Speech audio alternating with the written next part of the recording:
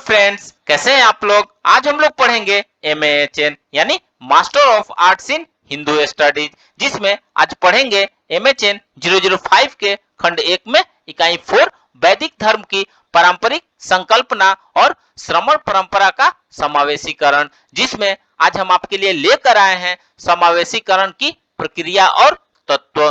तो video start करने से पहले जो भी फ्रेंड्स हमारे चैनल पे नए आए हैं कृपया चैनल को सब्सक्राइब कर ले और बेल आइकन को प्रेस कर दे, ताकि जो भी लेटेस्ट वीडियो हमारे चैनल पे आए वो सबसे पहले आपको मिल सके। तो आइए ज्यादा टाइम को न लेते हुए चलते हैं अपने टॉपिक पर। वैदिक धर्म की पारंपरिक संकल्पना और श्रमण परंपरा का समावेशीकरण में समावेशीकरण की प्रक्रिया और तत्वों के बारे में पढ़ते हैं। तो आइए वीडियो को स्टार्ट करते हैं। कुछ विद्वानों का मानना है कि श्रमण परंपरा वैदिक परंपरा के अतिचार के विरोध में उपजी और इसमें वैदिक कर्म कांडों, जीवन मूल्यों और पद्धतियों का विरोध किया गया है, जबकि वास्तविकता यह है कि श्रमण परंपरा भी प्रकारांतर से विभिन्न वैदिक परंपराओं की आधारशिला पर ही विकसित हुई है। वैदिक परंपरा के कपितव्य मूल्य पर उसमें अतिशय बल दिया गया है और कुछ मूल्यों के महत्व को कम कर दिया गया है। आइए अब इनके बिंदुओं पर विचार करते हैं, जिसमें सबसे पहले हम पुरुषार्थ चतुष्य के बारे में पढ़ते हैं। वैदिक धर्म में प्रवृत्ति और निवृत्ति के मध्य संतुलन स्थापित किया गया है। पुरुषार्थ चतुष्य में अर्थ और काम को भी पर्याप्त महत्व दिया गया है। यद्यपि वे धर्म से नियंत्रित होते हैं तो किंतु वे अंतिम पुरुषार्थ की प्राप्ति में सहायक सिद्ध होते हैं। श्रमण परंपरा से यदि हम तुलना करें तो इसमें परता में निवृत्ति बल दिया गया है और प्रवृत्ति को त्यागने अथवा उसके नियंत्रण की अपेक्षा की गई है। ध्यान रहे कि वैदिक परंपरा भी प्रवृत्ति पर नियंत्रण अनुशासन रखती है। श्रमण परंपरा अपेक्षा प्रवृत्ति पर कठोर नियंत्रण रखना चाहती है, जबकि वैदिक परंपरा में थोड़ा लचीलापन है। वैदिक परंपरा में मोक्ष को ही मनुष्य जीवन का साध्य माना गया है, जिसका अर्थ लौकिक बंधनों से छुटकारा पाना, आत्मा के स्वरूप को जान लेना, अद्वैतावस्था की प्राप्ति इत्यादि। श्रमण परंपरा भी जीवन के उद्देश्यों के मूल में आत्मज्ञान को ही स्वीकारती है। बौद्ध परंपरा में इसे निर्वाण के रूप में देखा गया है। निर्वाण वह अवस्था है जहां दुखों और कष्टों की अग्नि शांत कर दी गई है। जैन धर्म में भी निर्वाण की यही अर्थ है। जैन के अनुसार मोक्ष अवस्था एक ऐसी अवस्था है जहां न दुख है, न सुख है, न पीड़ा और न बाधा, न मरण, न जन्म है, जहां न इंद्रियां है, न शरीर है, न चिंता है, न किसी प्रकार का ध्यान है। इसके विपरीत मोक्ष अवस्था एक ऐसी अवस्था है जहां केवल ज्ञान, केवल दर्शन, केवल सुख, केवल वीर्य, अमूर्तता, अस्तित्व और सप्रद सत्व के गुण होते हैं। इस प्रकार ध्यान से देखो तो मोक्ष की अवधारणा में वैदिक और श्रमण परंपरा का कोई वास्तविक विरोध नहीं है। दोनों ही परंपराओं में मोक्ष का स्वरूप लगभग समान ही दिखता है। आइए अब नेक्स्ट देखते हैं आश्रम व्यवस्था। वैदिक परंपरा में आश्रम व्यवस्था के अंतर्गत संन्यास के जीवन के अंतिम चरण में अपनाया गया है, जबकि श्रमण परंपरा में संन्यास को जीवनचर्या पद्धति के रूप में स्वीकार किया गया है। बौद्ध धर्म के भिक्षु और जैन धर्म के श्रावक वस्तुतः सन्यासी ही हैं, जिन्होंने लोक जीवन से वैराग्य ले लिया है। जैन धर्म में इंद्रिया निग्रह पर अतिशय बल दिया गया है, जिसे ब्रह्मचर्य के समतुल्य माना जा सकता है। जैन श्रावक के भोजन, शयन, लोक आचरण तथा बौद्ध भिक्षु की जीवन शैली और सन्यासी की जीवन शैली तत्व एक ही है। ये मन, वचन और कर्म से संयमित रहते हैं। राग द्वेष, मान अपमान की अपेक्षा करते हुए मोक्ष निर्वाण के लिए सतत साधनारत रहते हैं। ब्रह्मचर्य का पूर्ण पालन, इंद्रिय निग्रह, धन संपत्ति आदि से विरक्ति, गृहस्थ जीवन का त्याग, निग्रह आदि विषयों को ये सभी अपने जीवन में अपनाते हैं। आइए नेक्स्ट देखते हैं जीवन मूल्य। जैन धर्म के मूल सिद्धांतों में पंच महाव्रत सम्मिलित है। ये पंच महाव्रत हैं अहिंसा, सत्य, अस्तेय, ब्रह्मचर्य और अपरिग्रह। जैन धर्म में ये नकारात्मक रूप में वर्णित है और कहा गया है कि हिंसा, असत्य, चोरी, अभ्रम और परिग्रह से निर्वसिया वृत्ति ही व्रत है। यह ध्यान देने की बात है कि ये पंच व्रत वैदिक परंपरा में भी इसी रूप में, इसी क्रम में वर्णित है। वैदिक परंपरा के योग दर्शन में अष्टांग योग वर्णन वर्णन है, जिसके अनुसार योग के 8 अंग है: यम, नियम, आसन, प्राणायाम, प्रत्याहार, धारणा, ध्यान एवं समाधि। इनमें समाधि मनुष्य जीवन का अंतिम लक्ष्य है, जो मोक्ष के समतुल्य है, और शेष उसे प्राप्त करने के चरण है। यम, जो अष्टांग योग का पहला अंग या चरण है, 5 प्रकार के बताए गए हैं: अहिंसा, सत्य, अस्तेय, ब्रह्मचर्य और अपरिग्रह। इसी प्रकार बौद्ध धर्म में भी व्रतों का निरूपण नकारात्मक ही है और उन्हें विरतियां ही कहा गया है। ये क्रमशः इस प्रकार है: पाणितिपात वेरमणि, अदच्छादान वेरमणि, अब्रह्मचर्य वेरमणि, मुसावाद वेरमणि, सुरामयम सुरामरयमध्यम प्रमादस्थान वेरमणि, पानातिपात वेरमणि किसी भी जीव के प्राण हनन का निषेध करती है, यानी ये अहिंसा है। अदसादान वेरमणि, जो वस्तुएं प्राप्त नहीं की गई है उनसे बचने को कहती है। अस्तेय अब्रह्मचर्य वेरमणि का अर्थ है काम मिथ्याचार से बचना। मुसावाद वेरमणि का अर्थ है झूठ न बोलना, जबकि सुरा स्थान वेरमणि का अर्थ है ऐसे स्थान पर न जाने से है जहां शराब का सेवन, प्रमाद युक्त मनोरंजन कराया जाता हो। इस प्रकार वैदिक परंपरा और श्रमण परंपरा में अंतर्निहित सम्यता को हम सरलता से देख सकते हैं। आइए अब नेक्स्ट देखते हैं, पूर्व जन्म के बारे में पढ़ते हैं। पूर्व जन्म वैदिक परंपरा पर विश्वास करती है, जिसके अनुसार आत्मा जब सांसारिक विषय वासनाओं में लिप्त रहते हुए कर्म करती है तो उन कर्मों से प्राप्त सुख या दुख को भोगने के लिए उसका बार बार इस धरती पर जन्म होता है। जब आत्मा अपने स्वभाव को जान जाती है, संसार की आसक्ति से विरत हो जाती है, तो वह जन्म मरण के बंधन से मुक्त हो जाती है, यानी उसे मोक्ष की प्राप्ति हो जाता है। बौद्ध परंपरा में भी पुनर्जन्म के सिद्धांत को मान्यता दी गई है। यह बताया गया है कि पूर्व जन्म के संस्कार के साथ आत्मा नया शरीर धारण करती है। इस प्रकार पूर्ण ज्ञान की प्राप्ति के पूर्व आत्मा को कई शरीर धारण करने पड़ते हैं।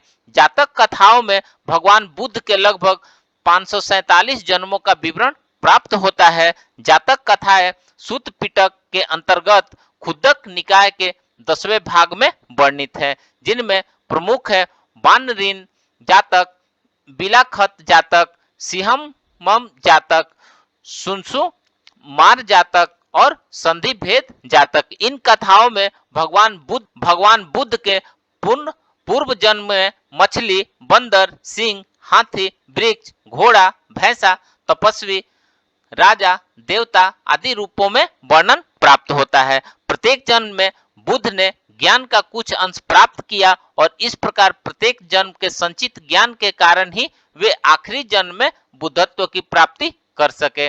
ठीक इसी प्रकार जैन धर्म भी पुनर्जन्म के सिद्धांत को पूर्णतः स्वीकार करता है।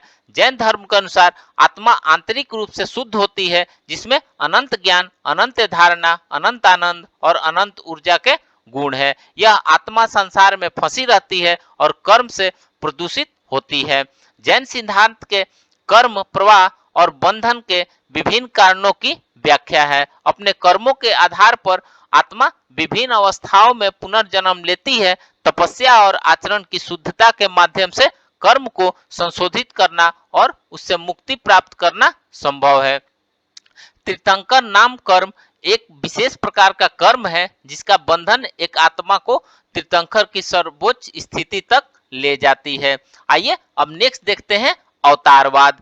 वैदिक परंपरा जो पुराणों में रूप में विकसित हुई है, वे अवतारवाद को विशेष महत्व प्राप्त हुआ है। इसके अनुसार जब जब इस धरती पर पाप कर्म बढ़े, आसुरी प्रवृत्ति दैवीय प्रकृति पर हावी हो जाती है, साधु पुरुषों का जीवन कष्टमय हो जाता है, तब तब असुरों का संहार करने और विश्व में धर्म की व्यवस्था कायम रखने के लिए ईश्वर का इस धरती पर अवतार होता है। सनातन धर्म में त्रिदेव ब्रह्मा विष्णु महेश का महत्व सर्वज्ञात है, जो क्रमशः सृष्टि के सृजनकर्ता, पालनकर्ता और संहार करता देवता हैं। इन सभी के अवतारों का वर्णन पुराणों में हुआ है।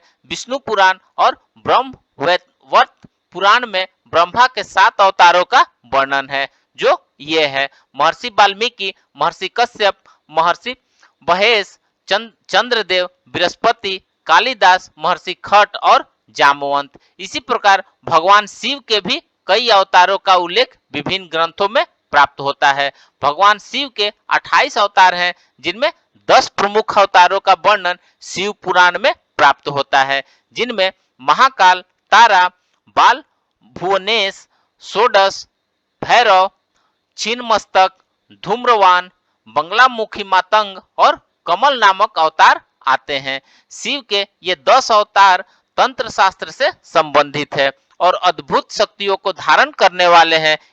इनके अतिरिक्त भगवान शिव के 11 रुद्रावतार भी माने गए हैं, जो कपाली, पिंगल, भीम, विरूपाक्ष, बिलोहित, शास्ता, अजपाद, अपिर्बुद्ध, शंभु, चंड तथा भव हैं। इनके अतिरिक्त भगवान शिव को अंशावतारों में दुर्वासा, हनुमान, महेश, वृषभ, पिपलाद, द्विजेश्वर, हंस रूप, अवधूतेश्वर, भिक्षुवय, सुरेश्वर, ब्रह्मचारी, सुनटन, तर्क, द्विज, अश्वत्थामा, किरात और नेतेश्वर आदि अवतारों का उल्लेख भी शिव पुराण में प्राप्त होता है। ठीक इसी प्रकार भगवान विष्णु के भी 24 अवतारों का वर्णन श्रीमद् भागवत में हुआ है, जिनके नाम सनकादि, पृथु, वराह, यज्ञ, कपिल, दत्तात्रेय, नर नारायण, ऋषभदेव, हयग्रीव, मत्स्य कूर्म, धन्वंतरी, मोहिनी, गजेंद्र, मोक्षदाता, नरसिंह, वामन, हंस, परशुराम, राम, वेदव्यास, कृष्ण, बुद्ध तथा कल्कि है। इनमें से भी 10 अवतार प्रमुख है, जिनके नाम गरुड़ पुराण में इस प्रकार दिए गए हैं: मत्स्य कूर्म, वराह, नरसिंह, वामन, परशुराम, राम, कृष्ण, बुद्ध तथा कल्कि, जिनमें कल्कि भविष्य का अवतार है। इस सूची में यह बात महत्वपूर्ण एवं ध्यान देने योग्य है कि जैन धर्म के प्रथम तीर्थंकर ऋषभदेव तथा बौद्ध धर्म के संस्थापक बुद्ध दोनों को विष्णु के अवतारों के रूप में पुराणों में मान्यता दी गई है। बौद्ध धर्म के एक ग्रंथ बुद्ध वंश, जो सुत्त पिटक के खुद्दक निकाय का एक हिस्सा है, के अनुसार अब तक 28 बुद्ध हो चुके हैं।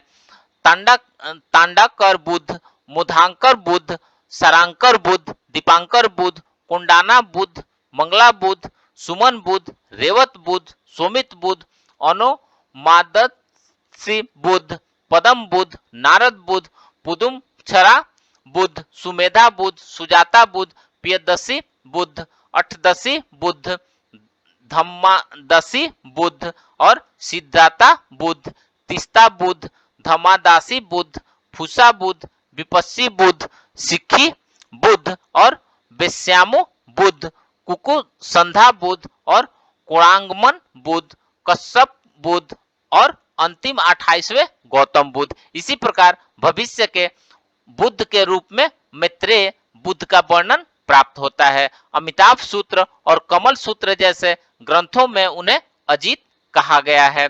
ठीक इसी प्रकार जैन धर्म में भी 24वें तीर्थंकरों का वर्णन प्राप्त होता है, जिनके नाम निम्नवत है: ऋषभनाथ, अजीतनाथ, संभवनाथ, अभिनंदननाथ, सुमितनाथ, सुमतिनाथ, पदमप्रभ, सुपार्श्वनाथ, चंद्रप्रभ स्वामी, पुष्पदंत, शीतलानाथ, श्रेयांसनाथ, बुसुपूज्य स्वामी, विमलनाथ, अनंतनाथ, धर्मनाथ, शांतिनाथ, कुंथुनाथ, अरणनाथ, मल्लिकानाथ, मुनि सुब्रत, नमीनाथ, नेमिनाथ, पार्श्वनाथ और महावीर स्वामी। यह बात ध्यान देने योग्य है कि श्रमण परंपरा में जिन कई बुद्धों या तीर्थंकरों का उल्लेख प्राप्त होता है, वे सनातन परंपरा में वर्णित एक ही देवता के अवतार नहीं है। इन सभी तीर्थंकरों या बुद्धों का अब नेक्स्ट देखते हैं व्रत और उपवास। सनातन धर्म में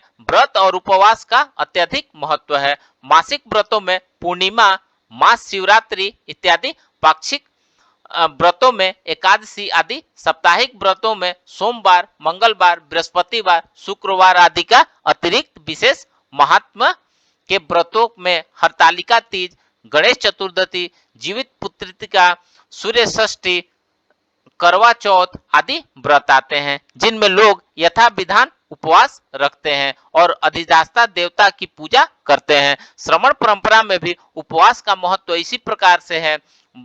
बौद्ध धर्म में मठवासी दोपहर के भोजन के पश्चात भोजन नहीं करते और इस अवधि में ध्यान या सूत्र जाप करते हैं। इसके अतिरिक्त महायान संप्रदाय में 3 दिन का उपवास, 6 दिन का उपवास और एक लंबा उपवास जो पहले 5वें और 9वें महीने में लगातार मनाया जाता है।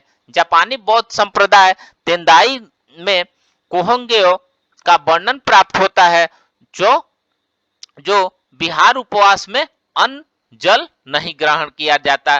तीव्र बिहार उपवास में सूर्यास्त से तीसरे दिन सूर्योदय तक का भोजन त्याग किया जाता है। अस्थायी उपवास में लगातार 8 दिनों तक केवल उबला हुआ पानी ग्रहण, कब्जा नवाई में लगातार 9 दिनों तक केवल उबला हुआ पानी ग्रहण, सोलभायु 16 मास क्षमण पूरे 1 माह तक लगातार केवल अन्न या अन्न जल दोनों ग्रहण त्याग किया जाता है। इनके अतिरिक्त महान उपवासों में वर्षीय उपवास आता है, जिसमें 13 चंद्र महीने और लगातार 13 दिनों तक साधक एक दिन छोड़कर सूर्योदय और सूर्यास्त के मध्य ही भोजन ग्रहण करता है।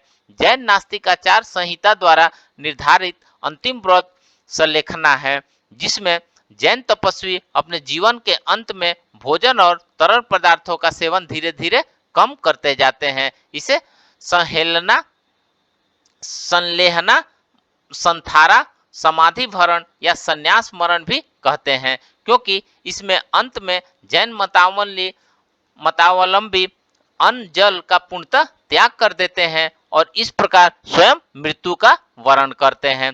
वर्षा ऋतु के 4 मास को सनातन एवं श्रमण परंपरा में विशेष महत्व प्राप्त है। सनातन परंपरा में आषाढ़ शुक्ल एकादशी को देव शयनी एकादशी कहा जाता है।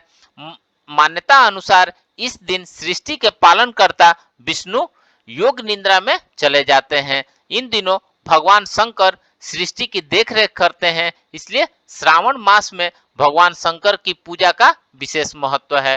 कार्तिक शुक्ल पक्ष एकादशी को देवस्थान एकादशी या प्रबोधिनी एकादशी कहा जाता है और इस दिन देव विष्णु अपनी निद्रा त्यागते हैं, इसलिए सभी मंगल कार्य इस तिथि के बाद किए जाते हैं। यह चतुर्मास जैन धर्म में भी विशेष महत्व प्राप्त है।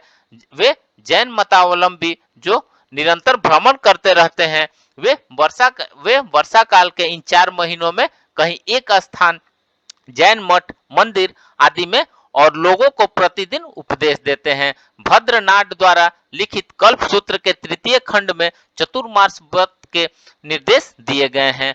बौद्ध धर्म के थेरवाद भिक्षुओं द्वारा भी वर्षा काल में 3 महीनों का वर्षावास किया जाता है, जिसे वसा कहा जाता है, जो असलहा पूजा के साथ प्रारंभ होता है। इसी चतुर्मास में सनातन परंपरा का त्योहार गुरु पूर्णिमा, रक्षावंश, विजयदशमी, दीपावली आदि मनाए जाते हैं और कई महत्वपूर्ण व्रत गणेश चतुर्थी, हरियाली तीज, हरतालिका तीज, बहुला सूर्य षष्ठी, छठ, जीवित पुत्रिका आदि इसी समय रखे जाते हैं। इसी प्रकार जैन धर्म का अति महत्वपूर्ण पर्व पर्युषण मनाया जाता है, जो भाद्रपद शुक्ल पंचमी से आरंभ होता है।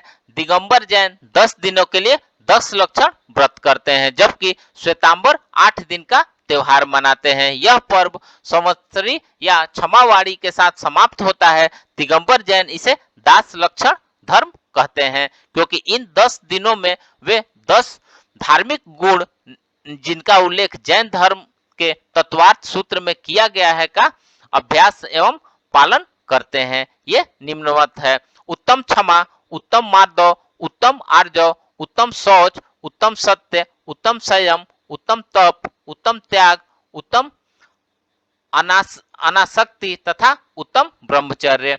आइए अब नेक्स्ट देखते हैं तीर्थ यात्रा। सनातन एवं श्रमण परंपरा में तीर्थ यात्रा को भी लगभग समान रूप से महत्व प्राप्त है। नदी तट संगम अवतारों से जुड़े स्थल, चार धाम बद्रीनाथ, पुरी, रामेश्वरम, द्वारका, चार धाम उत्तराखंड, द्वादश ज्योतिर्लिंग, 51 शक्तिपीठ आदि सनातन धर्म के प्रमुख तीर्थ स्थल है जहाँ की लोग यात्रा करते हैं। बौद्ध धर्म में भी इसी प्रकार भगवान बुद्ध के जीवन से जुड़े महत्वपूर्ण स्थल लुम्बिनी, बोधगया, सारनाथ, कुशीनगर आदि वे प्रमुख जगहें हैं जहां संसार भर के बौद्ध आते हैं। बौद्ध धर्म के अन्य तीर्थ स्थलों में श्रावती, राजगीर, सनकिस्सा, वैशाली आते हैं जो बुद्ध के जीवन से जुड़े हुए हैं। इनके अतिरिक्त स्तूप, चैत्य, गुफा, पगोडा, विहार आदि जो सांची, एलोरा, भरहुत आदि जगहों पर विद्यमान है भी बौद्ध धर्म के प्रमुख तीर्थ स्थल है। इसी प्रकार जैन धर्म के प्रमुख तीर्थ स्थल तीर्थंकरों के जीवन से जुड़े स्थल तथा मंदिर मठों के रूप में भारत भर में मौजूद है। जैन धर्म के प्रमुख तीर्थ स्थल निम्न है। सम्मेत शिखर जो गिरिडीह झारखंड से 20 किलोमीटर के दूरी पर है। अयोध्या, यहाँ 5 तीर्थंकरों आदिनाथ, अजीतनाथ, अभिनानंद नाथ, उमतीनाथ और अनंतनाथ का जन्म हुआ था। वाराणसी, यहाँ 4 जैन तीर्थंकर सुपार्श्वनाथ, चंद्रप्रभु, श्रेयांसनाथ, पार्श्वनाथ का जन्म हुआ। कुंडलपुर, पावापुरी, नालंदा, जहां महावीर स्वामी का क्रमशः जन्म तथा निर्वाण हुआ। गिरनार पर्वत, जूनागढ़, गुजरात, नेमिनाथ का मोक्ष प्राप्त हुआ था। चंपापुरी तीर्थंकर वासुपूज्य को मोक्ष प्राप्त हुआ था। श्रवण बेलगोला बाहुबली की विशाल प्रतिमा है जिसका हर 12 वर्ष बाद मस्तकाभिषेक होता है। चाँद खेड़ी, कोटा, राजस्थान में भूगर्भ में विशाल जैन मंदिर है। दिलवाड़ा मंदिर माउंट आबू आदि में है। जैन धर्म के मंदिर और तीर्थ स्थल पूरे देश में फैले हुए हैं और इनकी संख्या 10,000 से भी ज्यादा है। तो फ्रेंड्स, इस प्रकार से आज हमने वैदिक धर्म की पारंपरिक संकल्पना और श्रमण परंपरा का समावेशीकरण की प्रक्रिया और तत्वों के बारे में पढ़ा। तो मिलते हैं एक नए वीडियो के साथ में, तब तक से हमारे चैनल पे बने रहिए। धन्यवाद।